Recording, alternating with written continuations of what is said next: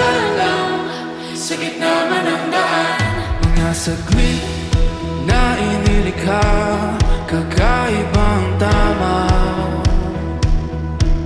ng sinag sa iyong kutis na kayo manggihos ang bahay.